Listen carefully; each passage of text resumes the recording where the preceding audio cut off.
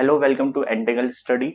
आज शुरू करते हैं एनडीए फिजिक्स की एक और वीडियो, जिसमें हमने बात करेंगे मोशन से रिलेटेड कुछ न्यूमेरिकल्स की। लास्ट वीडियो में हमने मोशन से रिलेटेड सारे के सारे कॉन्सेप्ट कवर कर लिए थे। इस वीडियो में हम मोशन इन स्ट्रेट लाइन के जो भी एनडीए के क्वेश्चंस हैं, वो सारे के सारे क्वेश्चन हम इस वीडियो में कवर करने की कोशिश करेंगे। चलते हैं, अपनी वीडियो की शुरुआत करते हैं एनडीए क्वेश्चन से। पहला क्वेश्चन आपके पास ये आ रहा है कि जो आपका डिस्प्लेसमेंट है, इफ क्वेश्चन आपके सामने है, if the displacement of an object is proportional to the square of the time, then the object moves with. ये कह रहा है कि किसी ऑब्जेक्ट का अगर डिस्प्लेसमेंट मैं देख रहा हूं, जरा कर लेते हैं इस क्वेश्चन को। किसी ऑब्जेक्ट का डिस्प्लेसमेंट को हम एस से शो करते हैं। ये कह रहा है ये डिस्प्लेसमेंट डायरेक्टली प्रोपोर्शनल है टाइम के स्क्वायर के। ये आपका डिस्प्लेसमेंट है, ठीक है। डिस्प्लेसमेंट आपका क्या है? टाइम के स्क्वायर के बराबर है। अब ये कह रहा है कि मुझे ये बताओ कि उस टाइम पर ऑब्जेक्ट किस चीज में मूव कर रहा होगा, और ये चारों ऑप्शन आपके सामने दिए हुए हैं। अब चलते हैं, जरा देख लेते हैं। अगर मैं प्रोपोर्शनलिटी साइन हटाऊं तो आंसर कितना आएगा? आप कहेंगे ये आ जाएगा एस इक्वल्स टू के टी स्क्वायर, ठीक है। अब मैंने कहा अगर आप वेलोसिटी के बारे में देख रहे हैं तो वेलोसिटी का मतलब क्या है? तो आपने कहा कि जो आपका डिस्प्लेसमेंट है उसका अगर हम एक बार डिफरेंशिएशन कर दें तो हमें क्या मिल जाएगा? वहां से वेलोसिटी मिल जाएगी। तो अब अगर हम यहां से देखें तो पता हमें ये लगेगा कि अगर इसका एक बार डिस्प्लेसमेंट हम कर दें, यानी D S by D T, तो D S by D T को क्या बोलते हैं? हम वेलोसिटी ही बोलते हैं, ठीक है। इक्वल्स टू क्या हो जाएगा? तो आप कहोगे के कांस्टेंट तो ऐसे ही रहता है डिफरेंशिएशन में, और 2t का डिफरेंशिएशन कितना होगा? तो आपने कहा ये, सॉरी, टी स्क्वायर का डिफरेंशिएशन कितना होगा? तो आपने कहा ये हो जाएगा 2t।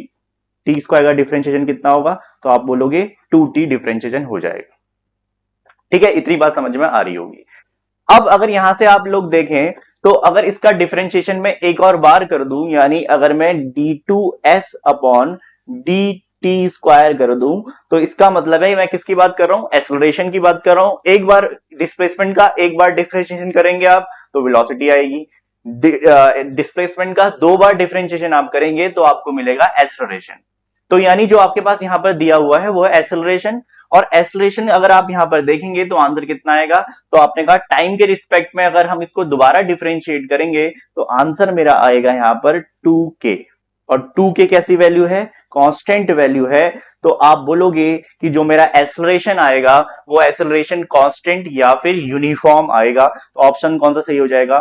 बी ऑप्शन आपका करेक्ट हो जाएगा। तो यहां पर जो आपका एक्सेलरेशन है, जब भी डिस्प्लेसमेंट टाइम के स्क्वायर के बराबर होगा तो आपका एक्सेलरेशन क्या होगा? तो आपने कहा एक्सेलरेशन हमारा होगा यूनिफॉर्म एक्सेलरेशन। और डायरेक्टली आप ऐसे भी बता सकते हैं, जो मोशन की सेकंड इक्वेशन है s equal to u t plus half a t square, इस इक्वेशन में अगर आप देखेंगे तो यूटी, अगर मैं यू को जीरो मान लूं, इनिशियल वेलोसिटी जीरो मान लूं, तो क्या होगा? ए टी स्क्वायर ही आएगा। और ये इक्वेशन जो है यहां पर भी डिस्प्लेसमेंट टाइम के स्क्वायर के बराबर है, और जो एक्सेलरेशन है आपका वो यूनिफॉर्म या फिर कांस्टेंट है। तो डायरेक्टली आप ऐसे भी बता सकते हैं by the help of equation of motion, और आप यहां से भी डिफरेंशिएट करके भी इस वाले क्वेश्चन को सॉल्व कर सकते हैं। तो आंसर ऑप्शन कौन सा सही हो जाएगा? इसका बी ऑप्शन सही हो जाएगा, यूनिफॉर्म एक्सेलरेशन, ठीक है। चलते हैं अगले क्वेश्चन की तरफ।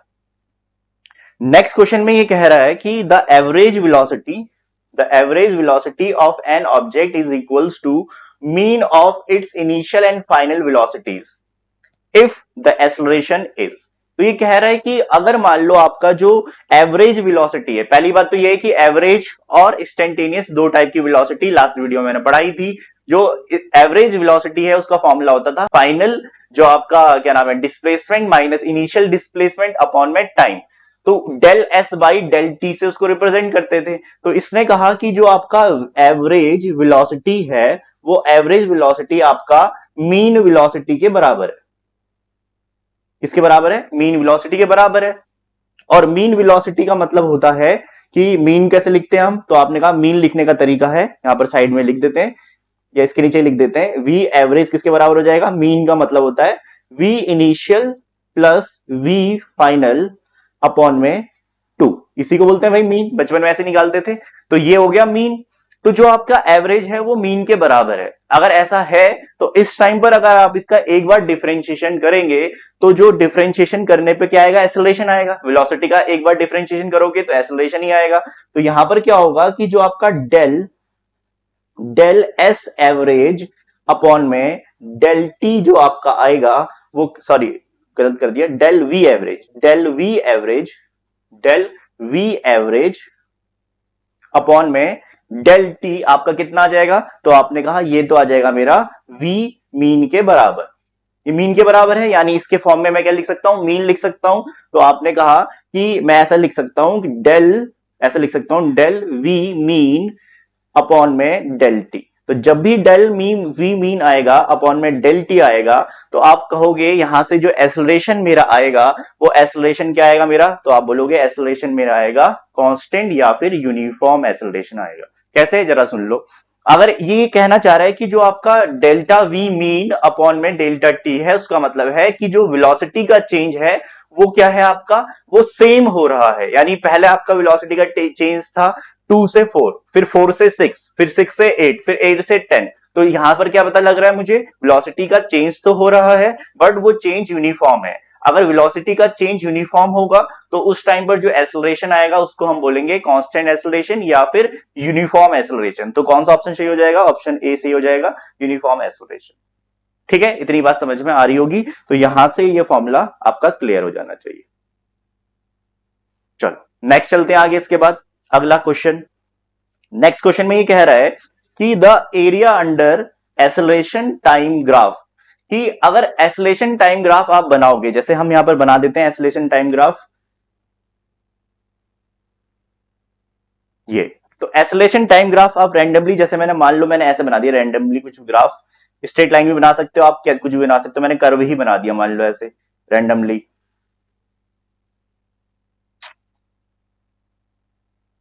अरे हाँ, तो मैंने ऐसे ही एक कर्व बना दिया, मान लो कि ये आपका कर्व हो गया है। तो ये आपका कौन सा ग्राफ है, ये आपका ग्राफ हो गया है, ये ग्राफ आपका हो गया है एक्सेलरेशन टाइम ग्राफ। अब एक्सेलरेशन आपका जो लाइन है, एक्सेलरेशन वाली लाइन, ना तो वो वर्टिकल है ना वो हॉरिजॉन्टल है, तो वर्टिकल हॉरिजॉन्टल नहीं है। अगर ये क्या होती, हॉरिजॉन्टल लाइन होती तो आप बोलते वाई एक्सिस वाली चीज कांस्टेंट होती, तो कांस्टेंट तो नहीं है, यहाँ पर बोला भी नहीं गया है। तो इसका मतलब है कि यहाँ पर जब भी आप एक्सेलरेशन टाइम ग्राफ का जो sorry acceleration versus time graph अगर आप बनाएंगे, तो उस टाइम पर जो ये ग्राफ है वो ग्राफ शो करेगा चेंज इन वेलोसिटी को, यानी ऑप्शन डी इज करेक्ट। ठीक है, समझ में आ रही होगी बात। एक्सेलरेशन टाइम ग्राफ क्या शो करता है, चेंज इन वेलोसिटी, क्योंकि एक्सेलरेशन अगर हो रहा है इसका मतलब है वेलोसिटी में चेंज तो आएगा ही आएगा, है ना। तो वेलोसिटी में अगर चेंज आ ही रहा है, चाहे वो यूनिफॉर्म तरीके से आए चाहे नॉन यूनिफॉर्म तरीके से आए, पर वेलोसिटी में चेंज तो आएगा ही। तो इसका मतलब है कि जब भी आप एक्सेलरेशन टाइम ग्राफ बनाएंगे, वो कोई सा भी ग्राफ हो बट एक्सेलरेशन टाइम ग्राफ है वो, तो इसका मतलब ये है कि हमेशा वो शो करेगा चेंज इन वेलोसिटी। ठीक है, चलते हैं आगे। अगला क्वेश्चन आपके पास दिया हुआ है कि आपका जो डिस्प्लेसमेंट है y of a body varies with time, और बहुत सारे क्वेश्चन ऐसे होंगे मैकेनिक्स में जिसमें कि आपके पास डिस्प्लेसमेंट की इक्वेशन, वेलोसिटी की इस इक्वेशन दी होगी।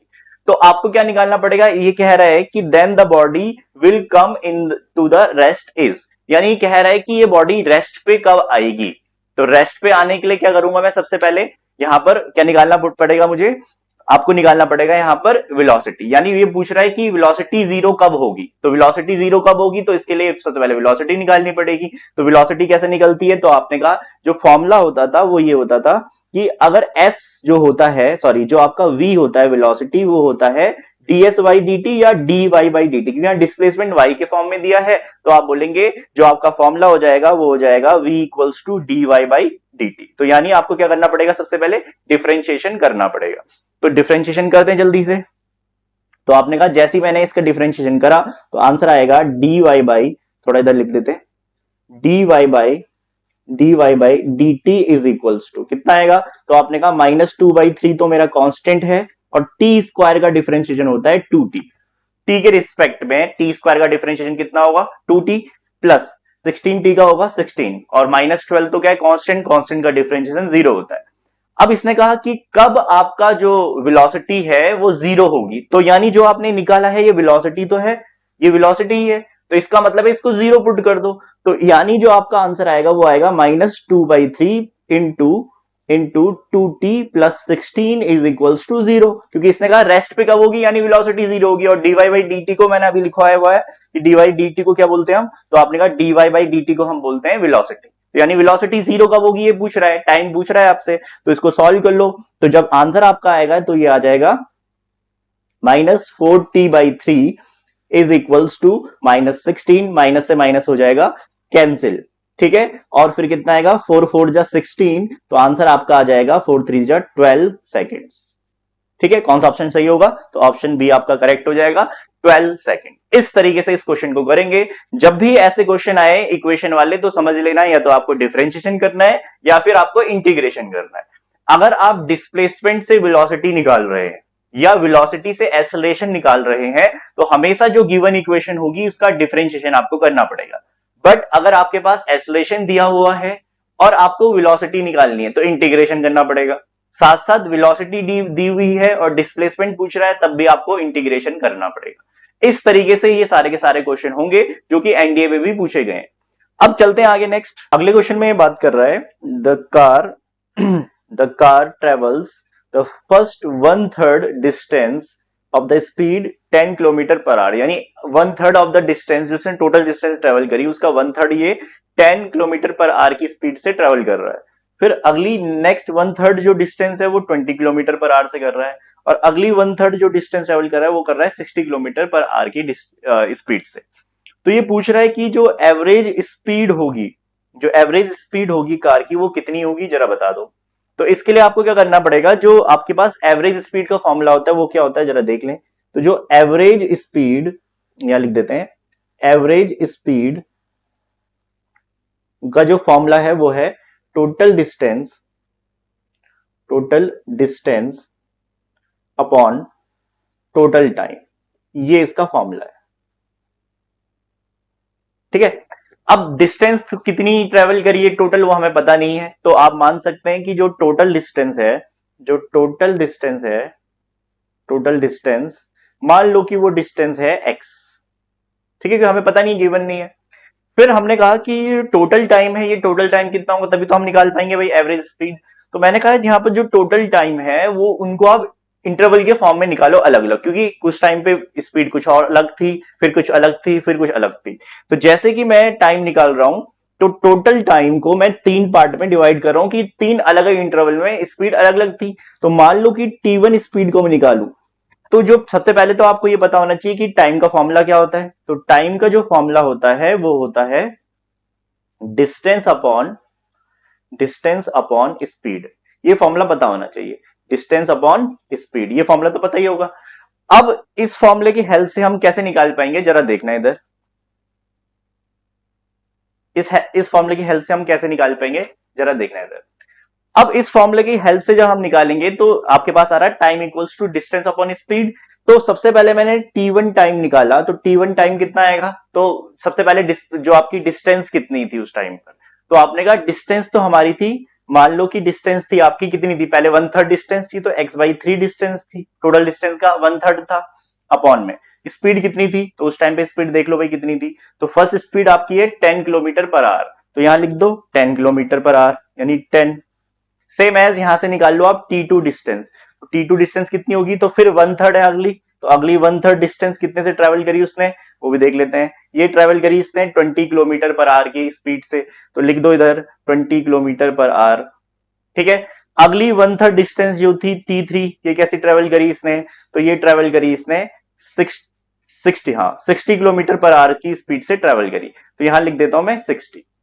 अब यहां पर अगर मैं टोटल टाइम निकालूं, क्योंकि मुझे पता है कि एवरेज जो स्पीड का फॉर्मूला है वो total distance upon total time है, तो टोटल टाइम जो मेरा आएगा यानी टी जो मेरा आएगा वो आएगा T1 plus T2 plus T3, वो कितना आएगा, जैसे हम इसको सॉल्व करेंगे तो आंसर मेरा जो आएगा वो आएगा x/30 plus x/60 plus x/180।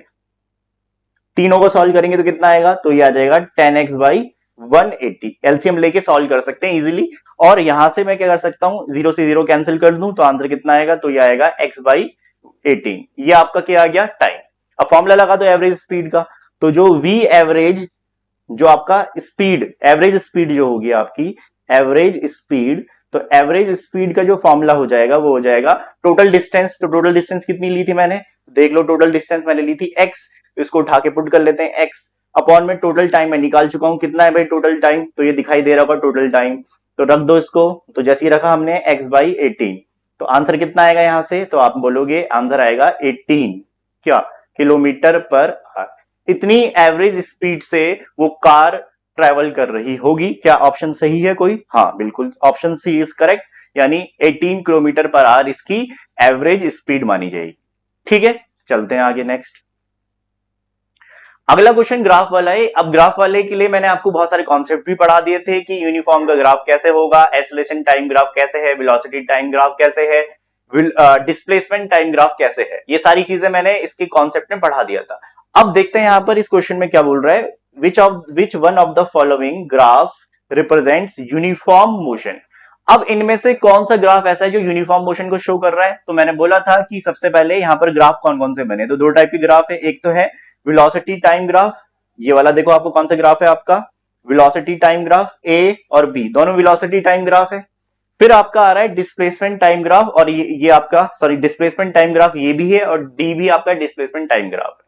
अब ये मोशन की बात कर रहा है कि यूनिफॉर्म मोशन होना चाहिए। यूनिफॉर्म मोशन का मतलब वेलोसिटी आपकी क्या होनी चाहिए, यूनिफॉर्म होनी चाहिए। तो वेलोसिटी अगर यूनिफॉर्म आपकी है तो इसका मतलब है कि उस जो आपका डिस्प्लेसमेंट टाइम ग्राफ जो होगा, अगर जो वो स्ट्रेट लाइन बन जाए तो उसको हम बोलते हैं कि आपका जो मोशन है वो क्या हो जाएगा, यूनिफॉर्म। तो ऐसा कौन सा ग्राफ है डिस्प्लेसमेंट टाइम ग्राफ का जिसमें स्ट्रेट लाइन बन रही है, तो ये आपका डी ऑप्शन यहां पर क्या हो जाएगा, करेक्ट हो जाएगा। यानी यहां पर देख लो कि स्ट्रेट लाइन आपकी बन रही है। इस स्ट्रेट लाइन बनने का मतलब ये है कि जो आपकी डिस्प्लेसमेंट है वो यूनिफॉर्म रेट से चेंज हो रही है। इसका मतलब है जो आपकी वेलोसिटी है वो यूनिफॉर्म होगी, यानी मोशन आपका यूनिफॉर्म होगा। यहां से जो आपका डी ऑप्शन है वो करेक्ट हो जाएगा। ठीक है, और यहां पर ये भी बता सकते हैं आप कि जो इनिशियल वेलोसिटी है वो जीरो नहीं रही होगी, तो आप बोल सकते हैं यहां से कि जो v इनिशियल होगा वो नॉट इक्वल टू जीरो होगा। ठीक है, क्योंकि जीरो से शुरू नहीं हो रहा है, अगर जीरो से शुरू होता है तो इनिशियल वेलोसिटी भी जीरो होती, बट इस क्वेश्चन में ये पूछा नहीं है, बट ये भी आप देख सकते हैं। अब चलते हैं आगे नेक्स्ट। अगला क्वेश्चन ये कह रहा है, ये भी सेम ग्राफ वाला क्वेश्चन आ गया अगला, तो इसमें कह रहा है which statement is true for the graph. कौन सी स्टेटमेंट ट्रू है इस ग्राफ के लिए। इस ग्राफ को आप देखें तो ये आपका है वेलोसिटी वर्सेस टाइम ग्राफ। ठीक है, अब इस ग्राफ में कह रहा है, पहली स्टेटमेंट देखते जरा। पहली स्टेटमेंट ये कह रहा है the acceleration have positive and constant value. दूसरा कह रहा है initial value and particle is negative. ठीक है, फिर velocity of particle is constant, none of the above. तो साफ सीधे समझ में आ रहा है जो ऑप्शन ए है वो मेरा एकदम सही है, क्योंकि जो एक्सेलरेशन है वो एक्सेलरेशन आपका कैसा है, पॉजिटिव है। देख लो वेलोसिटी चेंज हो रही है पॉजिटिव डायरेक्शन में, तो आप कहोगे कि जो एक्सेलरेशन है वो पॉजिटिव है, क्योंकि वेलोसिटी इंक्रीज हो रही है, डिक्रीज तो हो नहीं रही।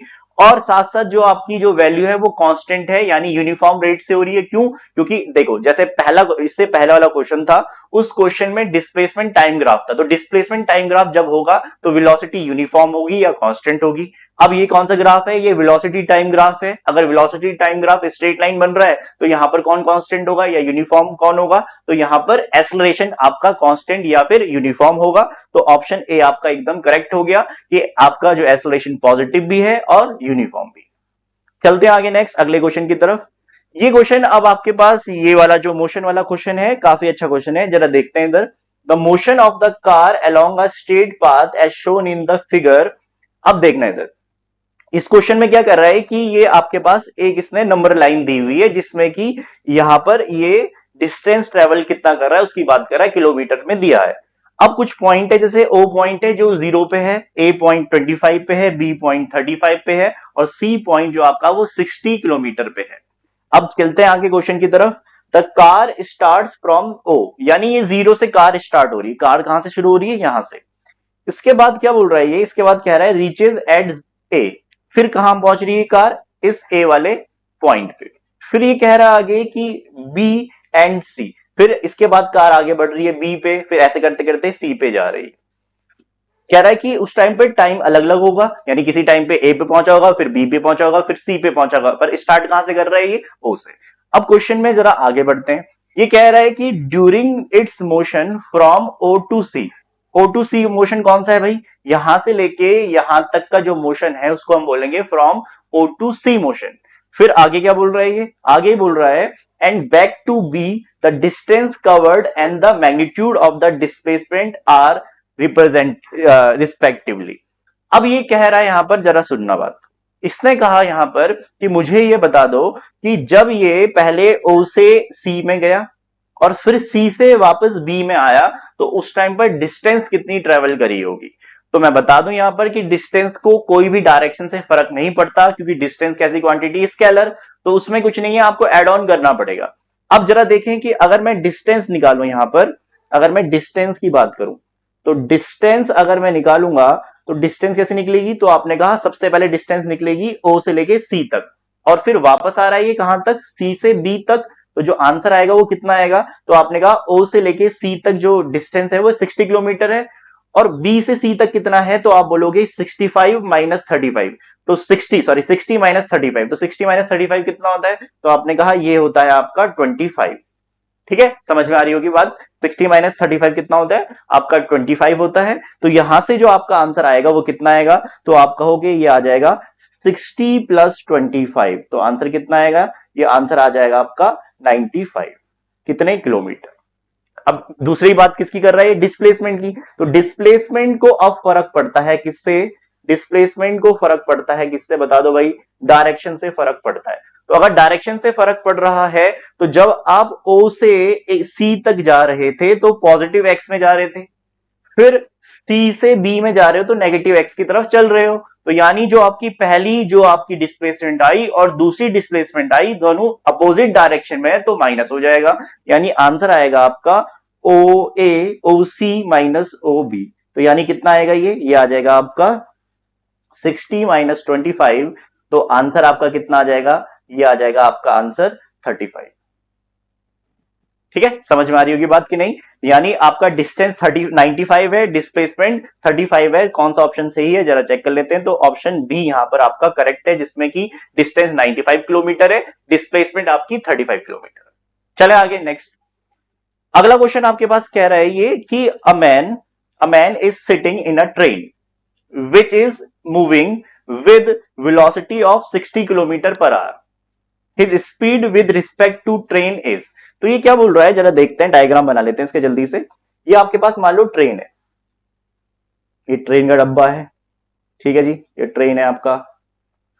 अब इस ट्रेन में क्या है कि एक इंसान को बिठा दो, तो एक इंसान इसके अंदर बैठा हुआ है, ठीक है, बिठा देते हैं भाई, इंसान बैठा हुआ है, ऐसा कुछ यहाँ पर चेयर लगी होगी ऐसा करके, ठीक है, तो इंसान बैठा हुआ है यहाँ पर। अब होगा क्या, क्या कह रहा है ये कि आपको किसकी स्पीड दिखानी है, इस मैन की स्पीड, इस इंसान की स्पीड दिखानी है with respect to this train. तो अब है क्या कि ये आदमी किस में बैठा हुआ है, ट्रेन में बैठा हुआ है।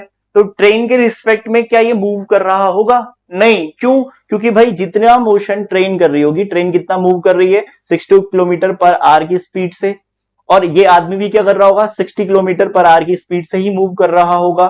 तो आप यहां से जब रिलेटिव स्पीड निकालेंगे, रिलेटिव स्पीड जब आप निकालोगे तो दोनों स्पीड को आप माइनस कर दोगे, तो यानी 60 माइनस 60, तो आंसर कितना आएगा, 0 किलोमीटर पर आवर। तो कौन सा ऑप्शन सही हो जाएगा, ऑप्शन डी करेक्ट हो जाएगा। तो याद रखना कि कोई ऑब्जेक्ट अगर किसी मतलब कोई भी इंसान या फिर कोई ऑब्जेक्ट एक के ऊपर एक रखे हुए हैं, या कोई इंसान किसी भी ट्रेन या किसी भी ट्रैवलिंग व्हीकल में जो बैठा हुआ है, अगर वो मूव बिल्कुल नहीं कर रहा है, सिर्फ बैठा हुआ है, तो उसका उस व्हीकल के रिस्पेक्ट में जो क्या नाम है स्पीड होगी, वो स्पीड कितनी होगी, 0 होगी, क्योंकि रिलेटिव स्पीड तो कुछ है ही नहीं, क्योंकि जो इंसान जितना ट्रैवल कर रहा है वो कितना ट्रैवल कर पाएगा, वो इंसान उतना ही ट्रैवल कर पाएगा जितना कि व्हीकल ट्रैवल कर रहा होगा।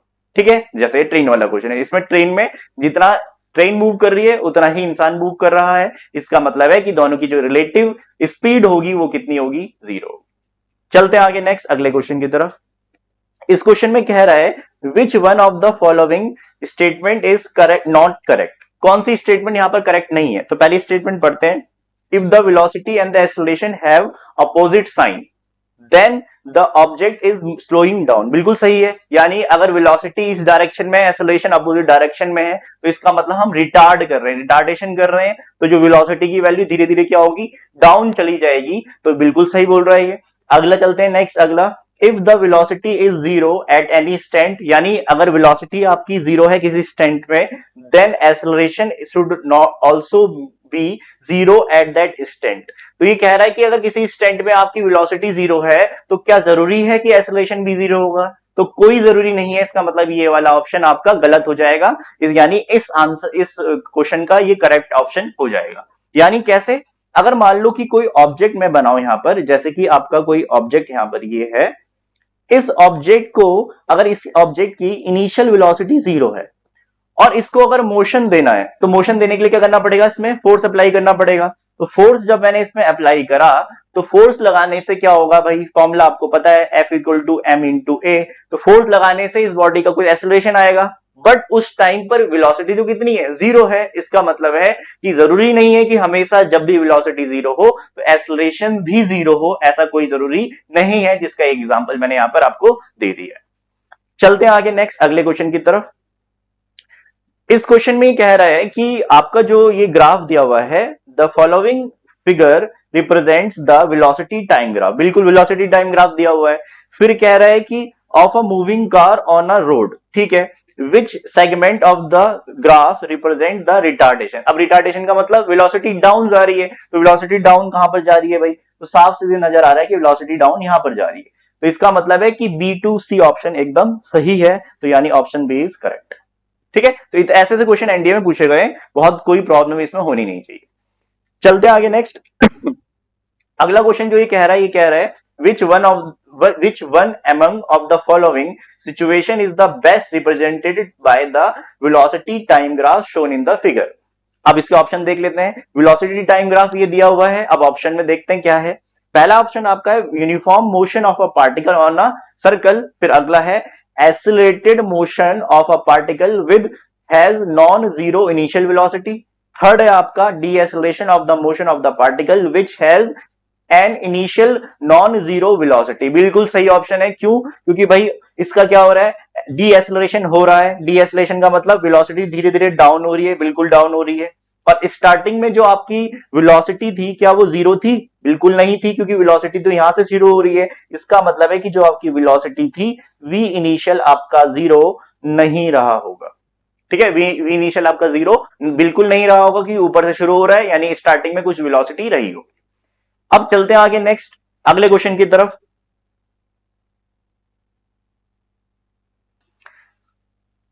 चलते हैं नेक्स्ट क्वेश्चन की तरफ। अगला क्वेश्चन भी आपका ग्राफ वाला क्वेश्चन है। इसमें कह रहा है a particle is moving in a circular path of radius r and constant speed v, which one of the following graph correctly represent its acceleration a। ठीक है, तो अब क्या होगा कि अगर कोई भी पार्टिकल, जैसे मैं डायग्राम यहां पर बना देता हूं, एक मिनट, अगर हम एक डायग्राम यहां बना दें, जैसे हाँ, तो अब ये डायग्राम यहां पर बना देते हैं, किसका भाई, सर्कुलर मोशन का। अब सर्कुलर मोशन वैसे पढ़ाया नहीं है, बट फिर भी क्योंकि ये स्पीड वाला क्वेश्चन है, तो यहां पर जरा हम देख लेते हैं। अगर कोई सर्कुलर पाथ में मूव कर रहा है कोई भी ऑब्जेक्ट, और रेडियस है यहां पर r, तो ऑब्जेक्ट को मैं ऐसा बना देता हूं यहां पर। ठीक है, तो ऑब्जेक्ट ऐसे मूव करेगा। तो याद रखना, कभी भी यूनिफॉर्म सर्कुलर मोशन के वक्त, यूनिफॉर्म सर्कुलर मोशन के वक्त जो स्पीड होगी वो हमेशा क्या होगी, कांस्टेंट होगी। ठीक है, अब इस टाइम पर जब सर्कुलर मोशन होता है, उस टाइम पर एक एक्सेलरेशन काम करता है। इस एक्सेलरेशन को हम बोलते हैं एसी। एसी का मतलब है सेंटीमीटर एक्सेलरेशन, और इसका जो फॉर्मूला होता है वो होता है mv²/r। ठीक है, अब यहां पर mv को हम साइड रखते हैं, मेन काम है हमारा r से, क्योंकि यहां पर जो जो ग्राफ में है वो a और r के बीच में। तो अब a और r के बीच में जब हमको रिलेशन देखना है, तो जो आपका a है वो मुझे दिखाई दे रहा है इनवर्सली प्रोपोर्शनल टू है r, या a is directly proportional to 1/r। Same बात एकदम। तो याद रखना कि जब भी आपके पास कोई भी क्वांटिटी एक दूसरे के इनवर्सली प्रोपोर्शनल होती है, तो उस टाइम पर जो ज्योमेट्री बनती है उसको बोलते हैं रेक्टेंगुलर हाइपरबोला। क्या बनता है उस टाइम पे, रेक्टेंगुलर हाइपरबोला। और रेक्टेंगुलर हाइपरबोला का जो डायग्राम है वो जरा इधर देख लेना। रेक्टेंगुलर हाइपरबोला का जो डायग्राम है वो है कुछ ऐसा, कुछ ऐसा। ठीक है, अब ऐसा ग्राफ कौन सा वाला दिख रहा है आपको, तो आपने कहा ऐसा कुछ ग्राफ मुझे दिख रहा है, ऑप्शन डी वाला ग्राफ। इसका मतलब ऑप्शन डी एकदम सही है, जो रिप्रेजेंट कर रहा है रेक्टेंगुलर हाइपरबोला को। और कैसे ये करा ये, तो इस फॉर्मूले की हेल्प से आप देख सकते हैं, जो कि दोबारा जब हम सर्कुलर मोशन पढ़ेंगे वहां पर ये वाला फॉर्मूला दोबारा यूज होगा। ठीक है, तो इस तरीके से हम क्या कर सकते हैं, जो भी आपके डिस्टेंस, स्पीड, वेलोसिटी, एक्सेलरेशन के जो भी आपके क्वेश्चंस थे जो कि एनडीए में पूछे गए हैं, वो सारे के सारे हमने यहां पर कवर कर लिए हैं। जितने भी कॉन्सेप्ट थे उसको हमने पिछली वीडियो में कर लिया था। नेक्स्ट वीडियो में हम बात करेंगे हम मोशन इन अ प्लेन और सर्कुलर मोशन की। ठीक है, तब तक के लिए bye bye, thank you very much.